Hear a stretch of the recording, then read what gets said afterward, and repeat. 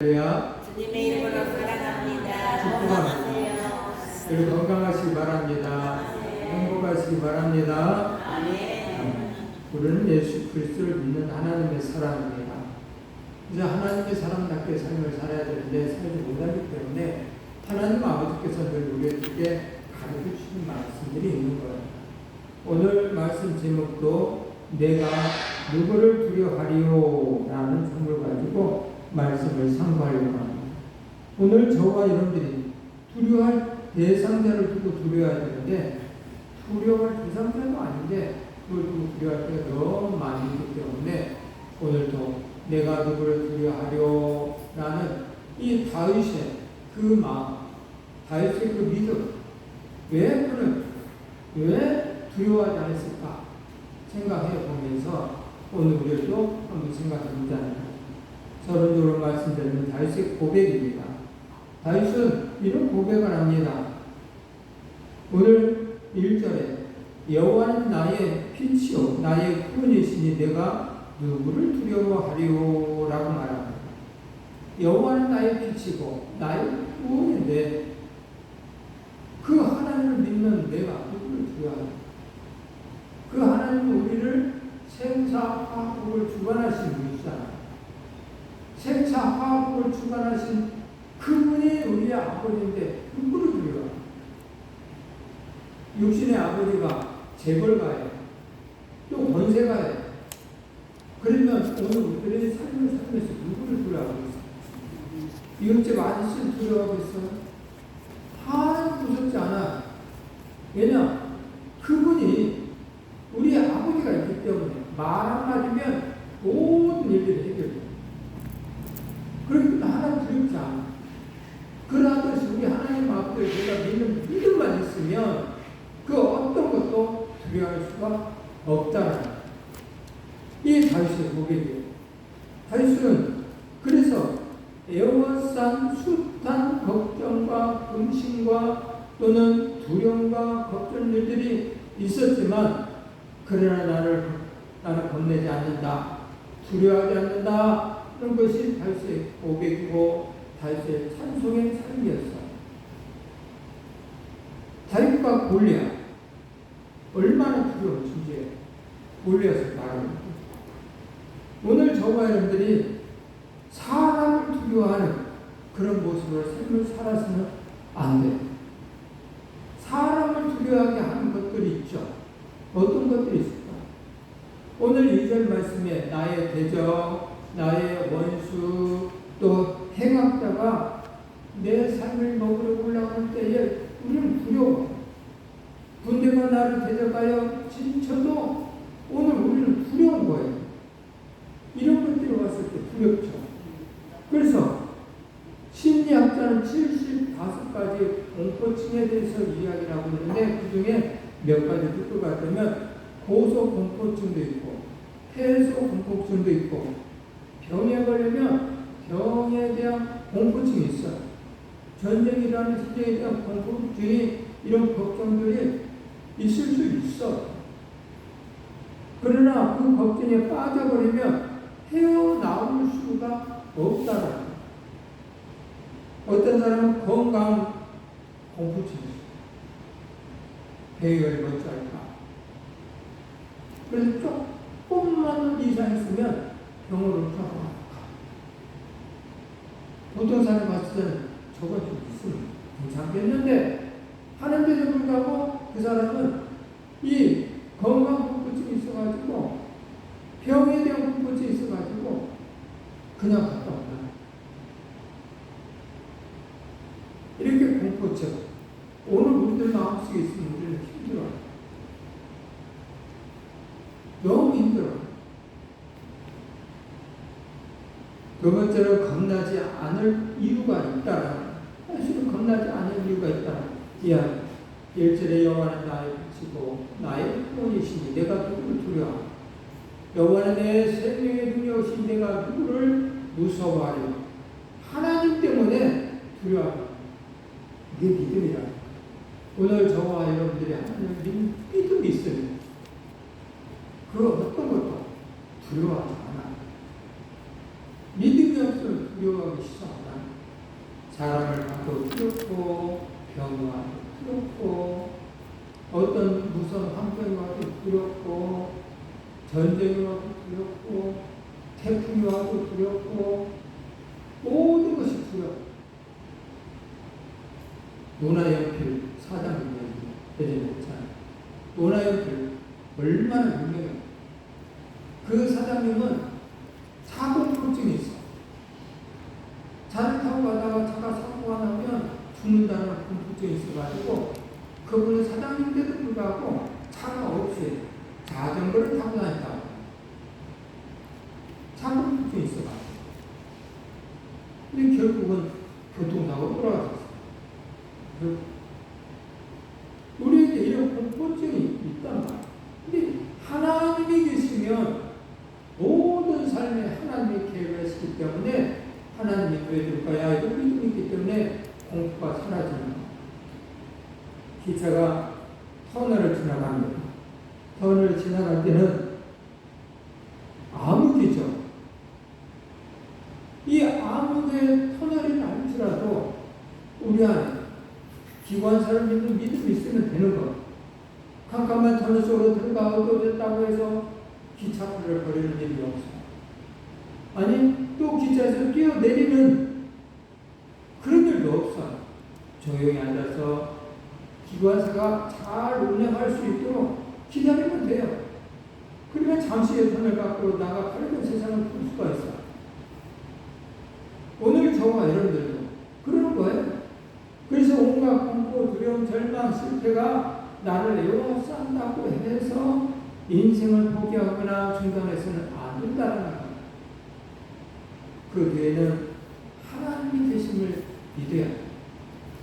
하나님은 나를 사랑하셔요.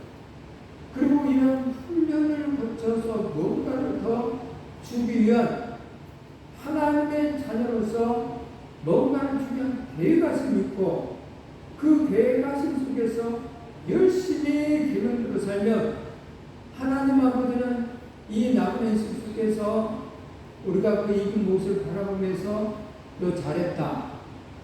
너 이런 일면을 얻었구나. 사랑에 대해서에게도 사랑은 썩내지 아니하며 라고 했을 때 지켰어. 이 남은 인생 속에서는 나에게 특별한 거 별로 없어. 하지만 하나님은 아셔. 썩내지 아니해서 내 계명을 지켰구나 하고 지킨 열매에 대해서만 얘기해요. 그래서 나중에 갔을 때 하나님 나라에 갔을 때 이런 열매 저런 열매 여러 가지 열매들에 대해서 상관이 있을 거예요. 그래서 하나님이 나와 함께 한다라는 그것을 믿는 믿음이 너무너무 중요해요. 다윗과 골리앗 생각해보세요. 이 두 사람의 차이점에 대해서 나와요.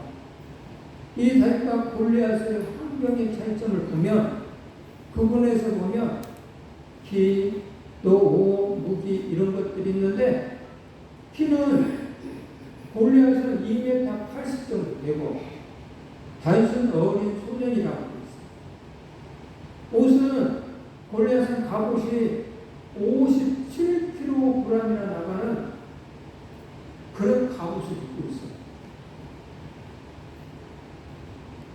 다윗은 천으로 만든 옷을 입고 있고 무기는 골리앗이 들고 있는 창이 7kg. 다윗은 물맷돌 5개 유인을 했어요. 이 환경적으로 봤을 때 게임도 안 돼. 게임도 안 되는 환경이에요. 다윗은 그렇게 보배를 굴에서 칼과 단창으로 다윗은 만군의 여호와 이름으로 나아갔다라고 얘기해요. 45절에 보니까 그렇게 됐어요. 합독할까요?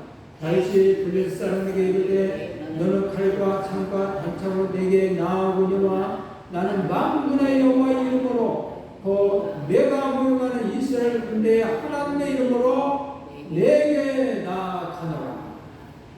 창세기 17장 45절에 있는 말씀. 오늘 저와 여러분들도 믿음이 있으면 만군의 여호와의 이름으로 내게 가느라. 만군의 여호와의 이름이, 만군의 여호와가 나의 아버지인데 네가 나를 까불려고 이 자리에 왔냐?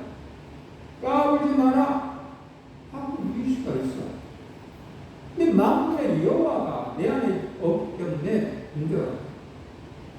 이 시간 이후로는 만군의 여호와 하나님이 여러분들 안에 다 가득가득 하시기를 주님의 이름으로 축복합니다. 아멘. 축복합니다. 아멘. 그래서 만군의 여호와의 이름을 잘 다윗처럼 사용하셔서 골리앗을 때려잡았던 것처럼 오늘 우리들의 삶 속에 여러 가지 고난, 환경, 고통, 괴로움 이런 것들 다 때려잡는 믿음의 성사의 모습들이 되기를 주님의 이름으로 축복합니다. 아멘. 축복합니다. 아멘. 46절에 또 이렇게 말합니다. 합독합니다. 오늘 여호와께서 너를 내 손에 넘기시리니 내가 너를 쳐서 내 목을 베고 블레셋 군대의 시체를 오늘 공중의 새와 땅에 들짐승에 주어 온 땅으로 이스라엘에 하나님이 계신 줄 알게 하겠고 47절에 또 여호와의 구원하심이 칼과 창에 있지 아니함을 이 무리에게 알게 하리라. 전쟁은 여호와께 속한 것인즉 그가 너희를 우리 손에 넘기시리라. 아멘. 오늘 저와 여러분들이 여호와 하나님을 믿으면 이러한 고백을 환경을 봐요? 환경 안 봐요. 다시 환경을 만나요. 하나님을 믿는 하나님의 사람으로서 하나님 아버지가 함께 하실 거라는 사실을 믿기 때문에 그 환경이라는 그 환경은 아무것도 아님을 이야기하고 있다. 우리는 현상에 넘어가는 거니까 이 현상에, 보이는 현상에 우리의 마음이 두려워요. 보이는 현상에 오늘 이 세상에 사는 것은 현상이 비본질이에요. 비본질이 그냥 넘어가. 그래서 이 비본질인 이 세상을 살아가려고 얼마나 애쓰고 시간을 보낼지 몰라. 본질인 하나님은 나를 위해 살아야 돼요. 비본질. 이번에도 명절에 여러분들 주위에 또 여러분의 가족에 다 자녀들이 또 식구들이, 직접들이, 형제들이 오고 갔을 거예요. 이걸 현상이라고 생각하는 거죠. 다 하고 갔어요. 다 하고 갔다니까요. 기뻤어요. 즐거웠어. 그러면 왔으면 이런 생각을 해요. 부모가 아프면 어쩌 하면서 하루라도 이틀이라도 일주일이라도 더 머물렀다가 가야 되는 거 맞잖아요.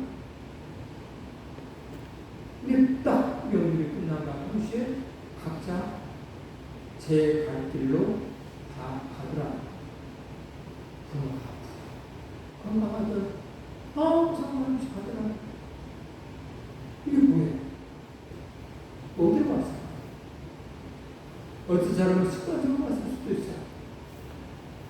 명절에는 다 가족끼리 보내니까 습관적으로 올 수도 있어. 또 멀뚱멀뚱 뭐 가족도 없는 것처럼 보내니까 뭐하니까 오는 사람도 있었을 거예요. 또는 정말 부모가 보고 싶어서 오는 사람도 있었을 거예요. 어쨌든 간에 이 모든 것들은 현상에 금방이니까 그냥 사라지는 거예요. 우리는 미래를 봐요. 영원히 죽지 않아. 변치 아니하시는 하나님, 함께 하시는 하나님, 영원한 그 나라를 위해서 우리는 마음을 새롭게 하고 다짐을 하고 살아야 됩니다. 이 현상 속에 너무나 많아요. 너무나 가까운 환경을 나 만군의 여호와 하나님의 이름과 그 능력을 믿고 의지하는 사람들은 넉넉히 이기고 남게 되는 것이다. 큰 고통은 작은 고통을 치료한다 라는 말이 있어. 작은 고통이 있어. 이 큰 고통이 오면 이게 사라져. 오늘 저와 여러분들도 상대성 빈곤이 있듯이 이 상대성 자기에게 부여함이 있어야 됩니다. 여가 아파.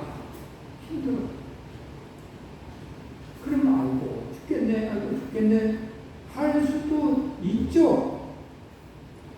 그런데 이 스트레스 아픔에 대해서 생각해보면 어떤 사람은 더 아파. 많이 아파. 그 사람에 비하면 나는 아무것도 아니야. 그러면 나는 행복해지는 거야. 근데 다른 사람을 바라볼 수 있는 힘이 없어. 자꾸만 생각해. 이게 삶이 힘들어. 하나님 아버지께서 오늘 우리들에게 정말 큰 복을 주기 위해서 우리에게 요구하고 있어. 그렇고 좀 생각해 보세요. 오늘 아침에 제가 몇 번 교회 모임에서 하나님의 그 구절을 읊었어요.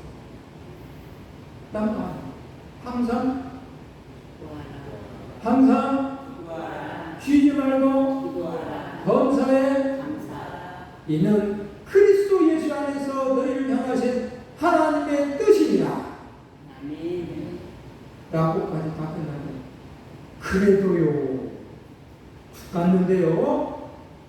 이게 아버지 뜻인 줄 알겠지만 그래도 힘들어요. 이런 환경이 너무너무 힘들어요. 짜증나요. 어떻게 할지 모르겠어요. 이런 마음이 들까요? 들더라고요. 아픔에 대해서 들고 환경에 대해서 들고. 근데 하나님 아버지께서는 우리에게 요구하기를 항상 기뻐하고 쉬지 말고 기도하고 범사에 감사하라는 것이 하나님의 뜻이다 라고 말씀하시더라고요. 그래서 범사에 감사하라 이것이 하나님의 뜻이다. 범사에 감사하라 이것이 하나님의 뜻이다. 범사에 감사하라 이것이 하나님의 뜻이다 하고 내 자신을 돌아보면서 다른 사람을 바라보니 감사할 것이 있더라. 이것 감사, 저 감사, 이것도 감사. 다 감사로 바뀌어지니까 마음이 어때요? 기쁨으로 바뀌어지는 일이 벌어지더라 이 말. 그래서 하나님의 사람들은 항상 말씀을 살아야 됩니다. 그것을 잊어버리면 힘들어. 너무 힘들어. 그래서 불평, 원망, 짜증하는 그런 사람은 자기 자신도 죽이고 다른 사람도 죽이고. 불평, 원망, 짜증해서 내 말을 어떻게 해야 하는지를 잘 알지 못하는 사람도 없고. 역지사지라는 말이 있잖아. 상대방 마음 알아. 알지 못하고 말을 참 똑같은 말이 할지라도 말을 잘해야 됩니다. 마틴 루터의 신앙 고백이 있습니다. 내 주는 강한 성이요 함께와 함께 계시고 큰 환난에서 우리를 구하여 내시도다. 이게 신앙. 내 주는 강한 성이다. 방패와 병기 되시니까 큰 환난에서 우리를 구원하시는 다윗의 고백과 번째의 주님. 그건 똑같지 않아. 내 주는 강한 성, 방패와 병기 되신다. 어떤 환난에서 우리를 구하여 내시도다. 두 사람에게만 해당되는 말이에요? 아니란 말. 오늘 우리들에게 해당되는 말. 내 주는 강한 성, 방패와 병기 되신다. 그러니 어떤 환난에서도 두려워하지 말고 이기시자 이 말. 이기시기를 바랍니다. 우리 환난 날에 지켜주시기 때문에 그렇다라고 이야기했습니다. 마태복음 11장 28절 합독합니다. 수고하고 무거운 짐진 자들아 다 내게 오라. 내가 너희를 쉬게 하리라. 주님 앞에 가면 오늘들은 쉼을 얻을 수가 있어요. 주님 앞에 가. 근데 주님 앞에 안 가. 그래서 쉼을 얻지 못하고 힘들게 살죠. 주님 앞에 다가가는 복된 하나님의 사랑 자녀들 되기를 바랍니다. 주님 자신이 영혼의 쉼 쉼터가 되신다는 이야기예요. 중요한 거예요. 오늘 우리들은 버리지 않기 때문에 문제가 되는 것들이 있어요. 내 부모는 나를 벌쓰나 여호와는 나를 영접하신다. 하나님 아버지는 나를 버리지 아니하신다. 이게 하나님의 사랑이에요. 하나님의 사랑. 이세적 일방적인 사랑이죠. 하나님이 나와 함께 하시는 한 그 어떤 것도 나를 넘어뜨리거나 해망시킬 수가 없다라는 거예요. 이 믿음이 내 안에 있었을 때에 하나님은 그렇게 하시고요. 이 믿음이 내 안에 없을 때는 하나님을 의지하는 믿음이 없기 때문에 하나님이 일하지 않는 거예요. 근데 내가 믿음이 없어서 내가 하나님 믿는 믿음을 갖지 않아서 삶이 힘든데 하나님 다스려. 자기 다스려. 내가 믿음이 없어. 다윗은 하나님을 믿는 믿음이 있었기 때문에 굴 속에 들어가고 굴 입구에 사울이 있었어도 그 안에서 찬송을 했다고 그래요. 믿기 때문에. 오늘 저와 여러분 그 믿음이 있어야 해요. 리차드 범브란트 목사님의 이야기. 그는 1948년 루마니아가 공산화되면서 체포되어서 14년 동안 감옥에서 온갖 고초를 겪었어요. 그리고 마지막 3년 동안은 빛도 찾아낸 지하 감옥에서 지내다가 감옥에 있는 동안 성경을 수백 번 읽었는데 두려워하지 말라, 두려워 말라라는 말씀이 365번이나 된다는 것을 발견해요.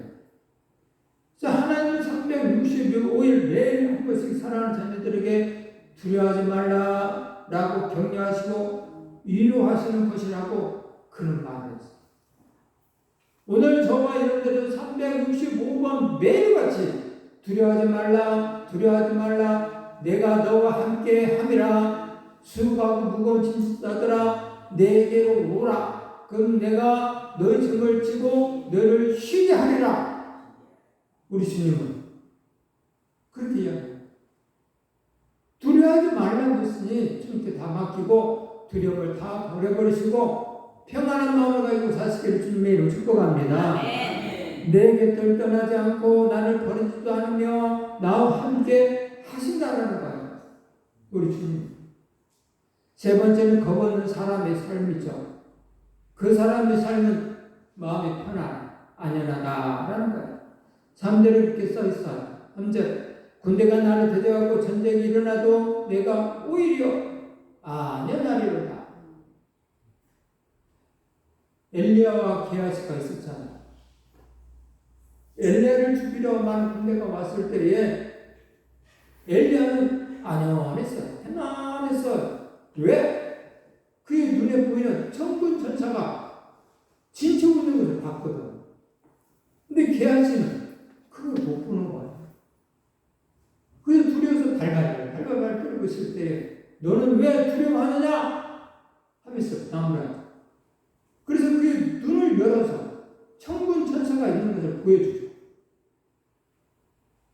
오늘 우리가 하나님 아버지의 계획하심이 하나님 아버지가 함께 하심을 느끼며 믿으면 우리는 안연한 거예요. 아버지 마. 네가 지금 나를 이렇게 힘들게 해. 하나님이 해결해 줄 거예요. 네가 하는 행동은 하나님 뜻대로 하는 행동이 아니야. 하나님이 해결해 줄 거야. 나를 그렇게 하지 마. 나를 그렇게 한다고 해도 어떻게 하지 못해. 하나님이 함께 하실 거야. 하면서 마음에 편안해지는 것이죠. 하나님께 다 맡겼기 때문에 걱정도 없고 두려움도 없고 겁도 없다라는 거예요. 찬송한다. 하나님 높이는 삶을 또 하는 거죠. 6절에 그 장막에서 즐거운 제사를 드리겠고 노래하며 여호와를 찬송하리로다. 얼마나 멋있냐. 하나님께 맡기고 겁없는 사람들은 찬송할 수가 있어. 어떤 환난 속에서 찬송을. 바울과 실라는 전도하다가 체포되어서 감옥에 갇혔을 때에, 그런데 그들은 감옥 속에서 하나님을 찬송을 했죠. 감옥 속에서. 그 감옥 속에서 어떻게 찬송이 나요? 마음에 평안이 있기 때문에, 안연한 마음이 있기 때문에 찬송할 수 있었던 거예요. 감옥에 갔고 언제 죽을지 몰라 걱정, 근심을 하며 찬송이 나오겠어? 안 나오죠. 까불지만 니네들이 나를 감옥에 넣었다 할지라도 하나님의 계획하심이 있으면 우리는 또 나갈 거야. 내가 하나님의 일을 하기 위해서 더 많은 일을 해야 되는데 그렇다고 나는 또 빠져나갈 거야. 그리고 여기 있는 것도 하나님의 은혜로다. 나를 편안하게 쉬게 하기 위해서 이 감옥에 넣었지 하면서 감옥 속에서 바울과 시라는 찬송을 했대. 그 찬송을 들은 또 하나님께서 또 빼주잖아요. 감옥문을 열고 하나님을 찬송하는, 하나님을 높이는 삶을 산다는 거예요. 여섯 번째는 주의 얼굴을 찾게 되어 있어요. 주님의 얼굴을 찾아요. 내가 주의 얼굴을 찾으리까. 주님을 바라보고 산다는 것을 이야기하고 있죠.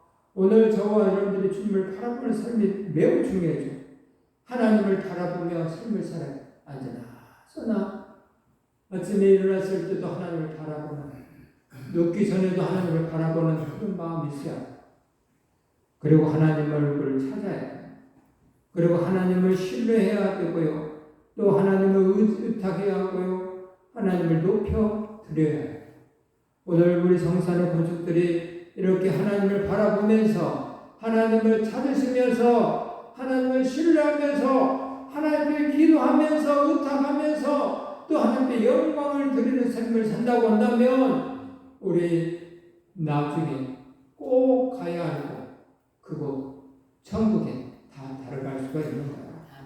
믿음으로 들어가는 나라, 하나님의 나라, 오늘 저와 여러분 다 들어가기를 주님의 이름으로 축복합니다. 아멘. 축복합니다.